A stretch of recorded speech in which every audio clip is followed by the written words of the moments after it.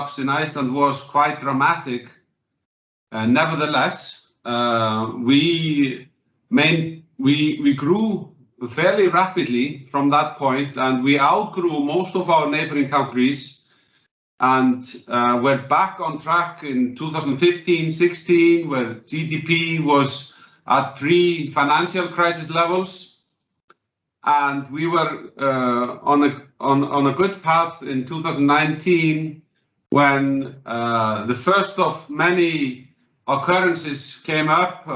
First, the airline WOW went under, and we were just kind of recuperating from that when the pandemic hit us in 2020. So 2020 was a really tough year for us.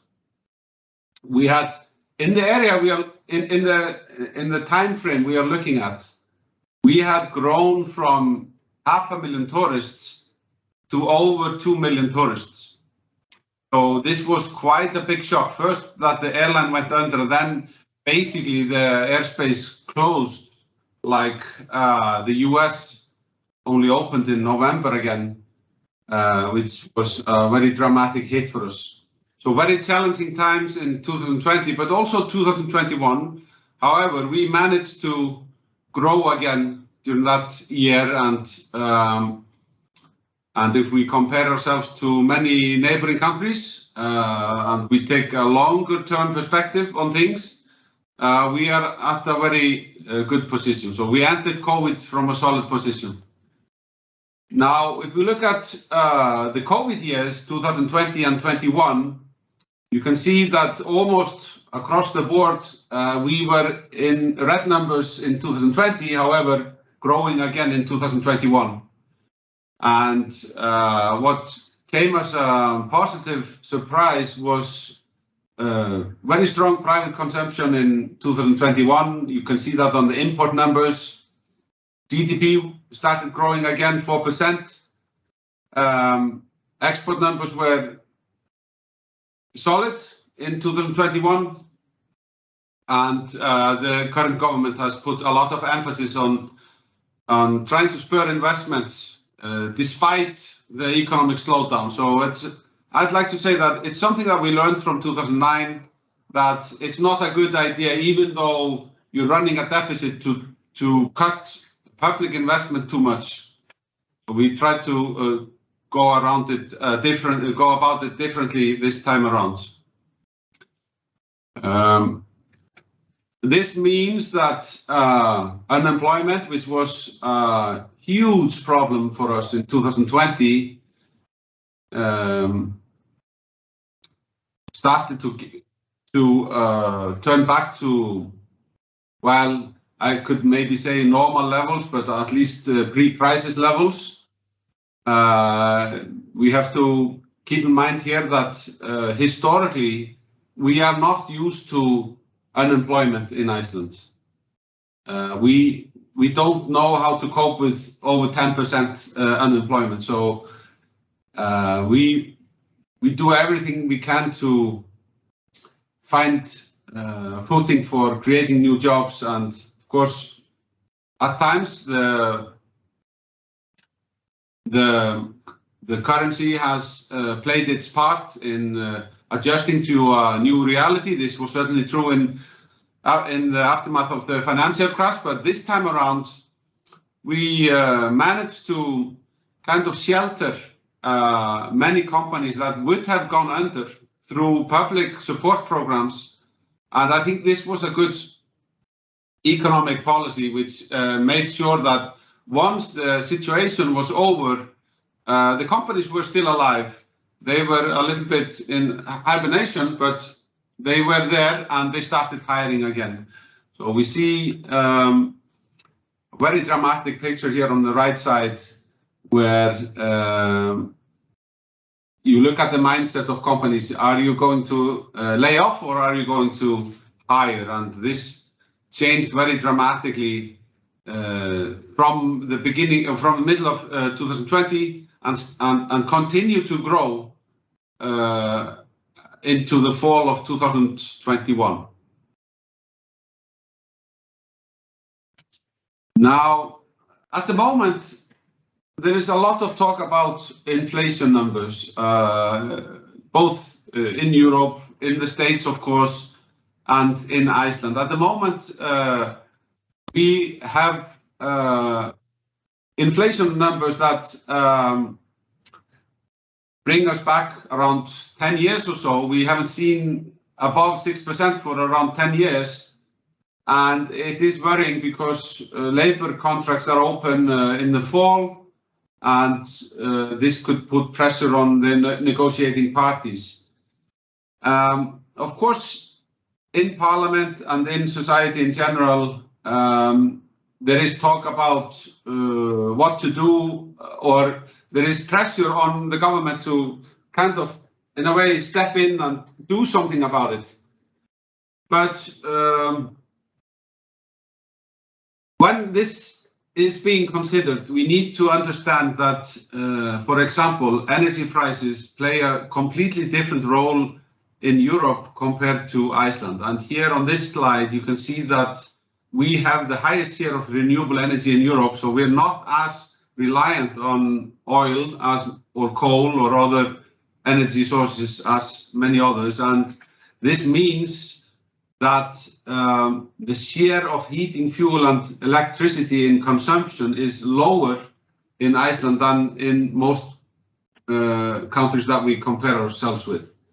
So we break it further down, you will see that the underlying inflation in Iceland is around 4%, whilst the housing price, the rises in housing markets are driving the inflation at the moment. So if you're not on the market looking for new investment for your family or for yourself, trying to buy a house or an apartment, then the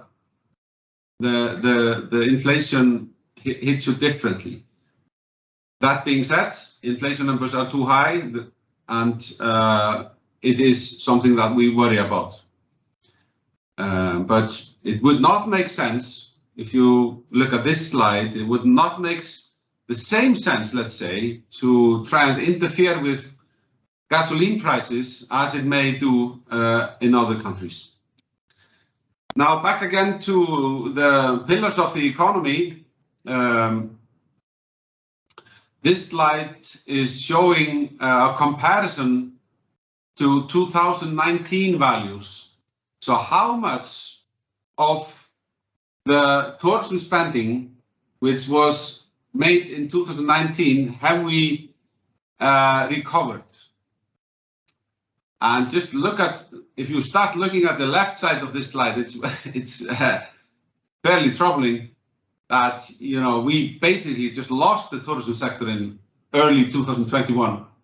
We had almost lost that, and hotels were empty, restaurants were closing, bars were closing. It was a horrible time. It was really, really difficult. And a lot of people that had been working directly or indirectly in the tourism sector or services sector were on unemployment benefits. However, things tend to change very fast in Iceland, very rapidly. So we grew up to around 80% or just under 80% in middle of last year to 2019 levels. And now with the Omicron variant, we had another slowdown, but the good news is things are picking up again. And historically, these are the slow months of the year. So we are hoping for a strong tourism summer. Let's see what happens. But the outlook at the moment is fairly good. Now, this is a slide that shows our investment position abroad. So net international investment position. I'd like to point out that since the establishment of the Republic of Iceland, we hardly ever were in positive numbers here.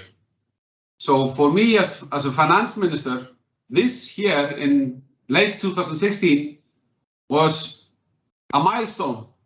It was something that we had never seen before. We were in positive numbers for the first time in our republic's history. And a little bit of a turnaround again in 2017, but still a very good position. Now, since then, this is what has happened. So our external balance is extremely strong and way stronger than anyone could have predicted a few years back, and just goes to show how strongly we have rebounded from not only the financial crisis, but slowly as an economy, we are gathering strength. We recently had accepted by Parliament our general government plan, fiscal plan. This slide is based on the fiscal policy statement, which is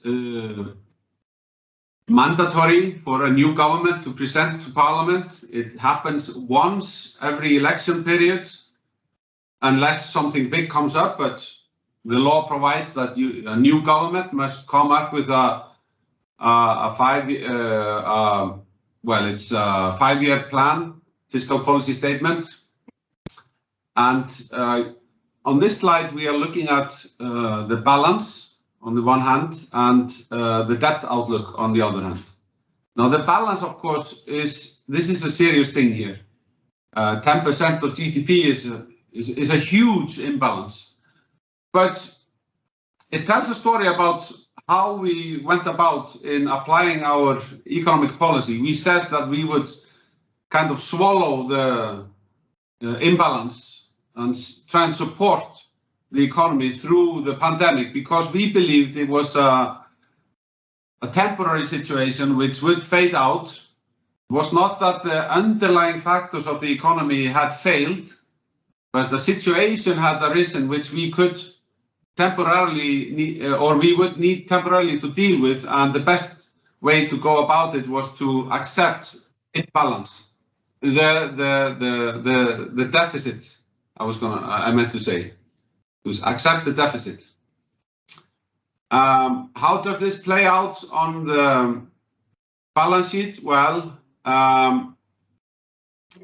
here we see in this area we see the financial crisis, where Iceland came from an extremely strong debt position, which was fundamental for us at that time, and we paid down a lot of debt until COVID. And here's how our projections have changed in the last 2 years or so. This is our 2020 fall projection. Here is our last year's spring projection on debt ratios going forward, and here's our new improved outlook. And I wouldn't be surprised if we would do even better than this. So the general government overall balance will provide that debt levels will stay just around 30%, 50%, whilst the central government debt levels hopefully will not exceed 40%. Now, an important point to mention when we talk about the Icelandic economy is how well we have managed to fund our pension system. And here we are looking at some key macroeconomic and fiscal long-term points. The assets have been growing year on year, and our last year's number tells us that we are above 200% of GDP, whilst the black line is comparing to the right axis and tells us that foreign assets have been growing in recent years. So 35% of the pension system is invested abroad, and we are in the middle of a discussion now how we could, in coming years, increase this. And we have to face the fact that a pension system which is 2 times our GDP may slowly have troubles finding new investment opportunities in our economy. So the possibility or the necessity of investing abroad becomes more and more important. And with regards to the size of the system, we compare ourselves here to those that have the largest pension systems. Now, we also, on top of having a well-funded pension system, we have a very favorable demographic composition. This slide shows what is expected in 2030.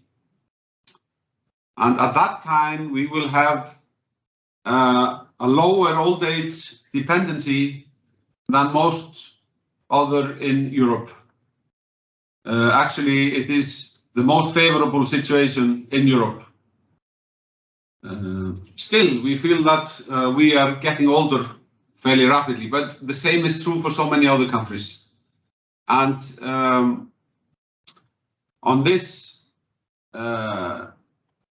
about this slide or this picture here, it just goes to show that we have a good governance quality according to international standards. I hate to see that the political stability is not so good, but well, actually, it is much higher than the OECD median. So I was wrong on that point, actually. Sorry for that. I should be proud of this fact. Political stability, even though we've had to go for elections time and again in the recent years. Rule of law, very important. Control of corruption, and so forth. So that concludes my presentation. I'd be happy to take questions. Thank you. Please feel free to submit your questions through the chat. I did get one question so far, and that was regarding the net international investment position. And the question is, can you elaborate more on what is being invested abroad from Iceland and who's doing the investments and how are they finding those opportunities?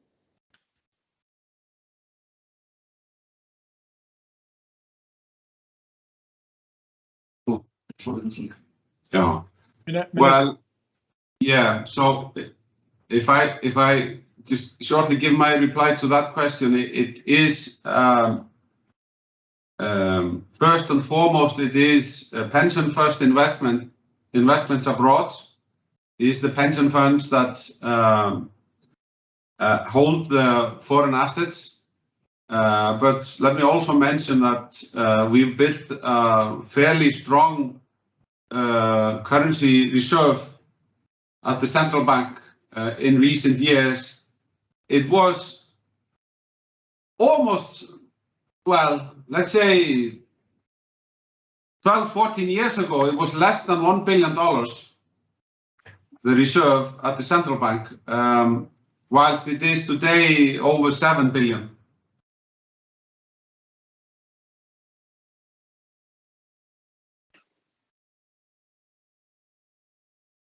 Thank you. That's massive. We had another question. The next question was, what are you doing to try to minimize the dependence of tourism on the economy in Iceland?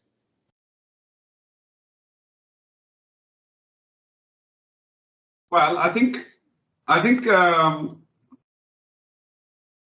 it is a question that came up when we were hit so hard in 2020. And the question came up whether or not we had too much depended on tourism. My view is that tourism is an important part of the economy, and there are great opportunities for tourism to continue as a strong pillar. And just a little bit more on that point, I think what we need to do this time around, when we see tourism numbers come up again, we need to ask ourselves, okay, what did we learn from the decade when tourism numbers or tourist numbers went from 500,000 to over 2 million? This was a dramatic change for the economy. So what did we really learn during that big change? And I think what we do want to do now is to try and attract, so to speak, the higher paying tourists, to attract more conventions, events that attract people that want to spend a few days, but also leave a little bit in the economy. Historically, maybe we were more attracting backpackers and people that had their food in cans and traveled through the highlands of Iceland. But in order to build up a fully compatible international airport and to do all the investments that we need to attract 2 million tourists, we need to fund that, and I think we're well on the way to do that, and we've invested a lot in domestic infrastructure. I'm just looking at the new Edition hotel outside of my window here, which is the first 5-star hotel in Iceland. So investment is taking place, and we can attract tourists that will be very valuable for the country. So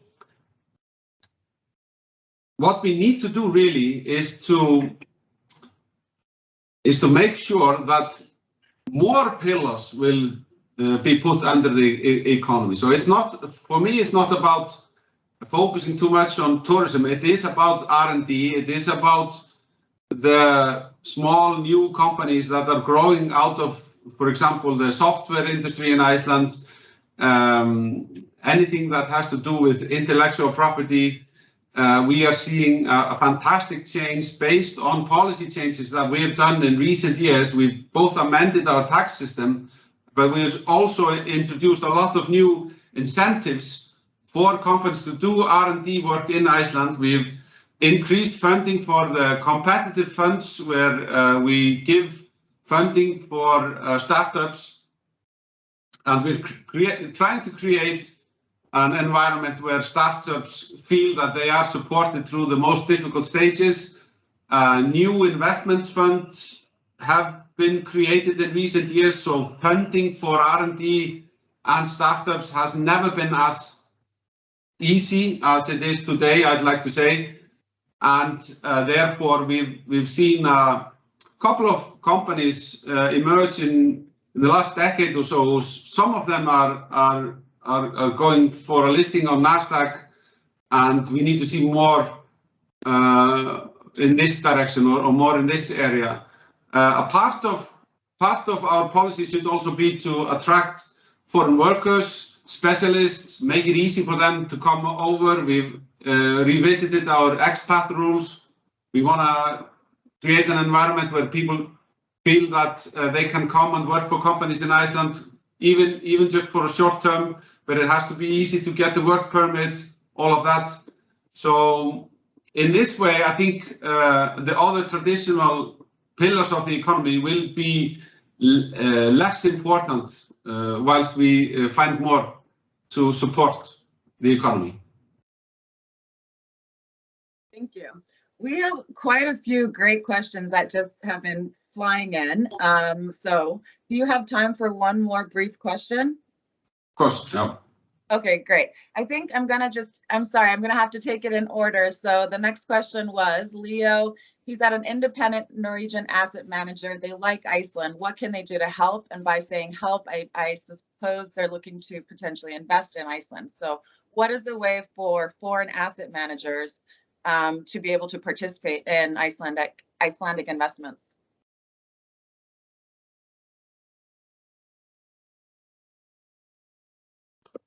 So this is actually one of the issues where I would like to see more happen, because when we compare ourselves to the OECD countries, foreign direct investment is lagging in Iceland for some reason. Now, I think I made a few points today where I showed that the outlook for the economy is strong. It's good. The demographic looks good. Public finances are strong. Pension system is very well funded. There are new sectors growing in Iceland. So we like to do as much as we can to attract new foreign direct investment. I could point out that we have a special agency called Invest in Iceland, which is always happy to give information and support. I simply think that there are vast opportunities at the moment, be it in unlisted or even listed companies. We are growing very rapidly in fish farming. On-land fish farming is a new sector which is growing quite rapidly, and it is exciting. There are opportunities in the energy-intensive sector. Also, as I mentioned earlier, all the clever kids that are creating the new startups, they have their own venue where they introduce what is going on. And I think the best thing to do, the first thing to do, would just be to fly over and call for a couple of meetings. Well, thank you very much, Minister. This has been very informative. And also, I'd like to point out the IACC can also help direct you and get you to the right introductions. So please don't hesitate to reach out to us. We're more than happy to try and make some introductions and facilitate business. With that being said, I'm going to say thank you, everyone. Thank you, Minister, for the time. This has been wonderful, and we look forward to hosting another event in the future. So please make sure to be on our newsletter and stay in touch. Thank you so much. Have a great day.